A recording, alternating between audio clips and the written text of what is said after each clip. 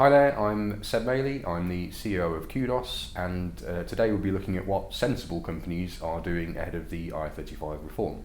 So we are actively working with well over 200 private sector engagers of varying sizes, from small niche consultancies right through to FTSE 100 PLCs, all of whom are really trying to do things properly ahead of the IR35 changes. Unfortunately, all of the stories we're seeing in the press at the moment are involving negative reactions from particularly in the financial services sector, where organisations are making policy decisions about the use of personal service companies.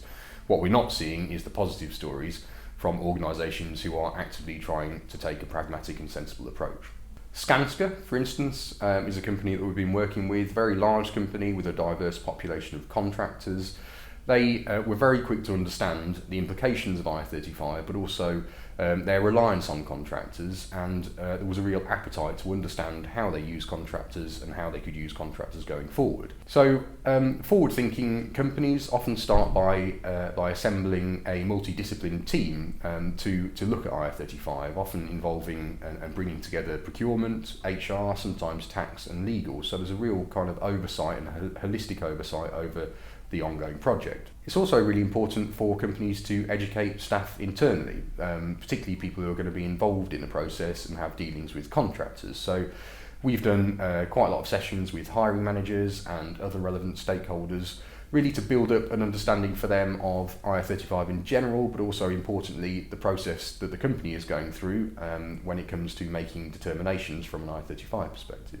Communication is also key, and that means communication with suppliers, but also very importantly communication with contractors. Contractors are obviously waiting with bated breath to see what their clients are doing, and if a client is trying to do things properly, the earlier they engage with contractors the better, because if you leave it too late, contractors will up sticks and leave. A lot of companies that we've been working with have been taking a root and branch approach to looking at how they engage contractors at the moment, covering policies, procedures, contracts, supply chains and general working practices, all with a view to receiving practical recommendations about what can be changed and what can be implemented to improve their general IR35 position. A service that we provide to client organisations are role assessments, where we will position a set of questions at hiring managers, which will then give an indicative view as to whether a role is inside or outside IR35. What that assessment will do is allow organisations to pick up on common themes and build an understanding of what the positives and negatives are currently from an IR35 perspective.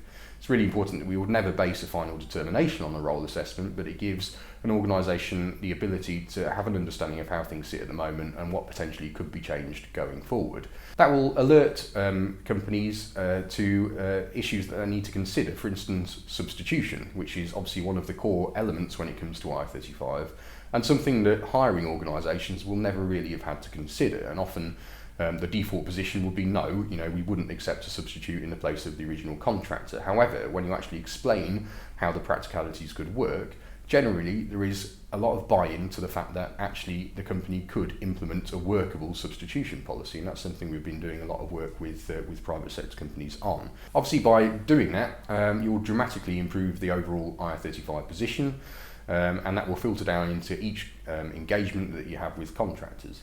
What it's also really vital to do, though, is to involve the individual contractor in the process, especially when it comes to actually making formal determinations. IR35 is not just about the role itself, but also looks to ascertain whether the contractor is in business on their own account.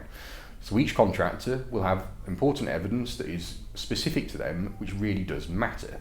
Therefore, when we are going through a determination process with a client, the contractor is always involved in that and is always able to feed in specific information that is relevant to them. And that's what the client can then base their final decision on. Thank you for watching. You can subscribe for regular updates and more videos. If you've got any questions, put them in the comments below.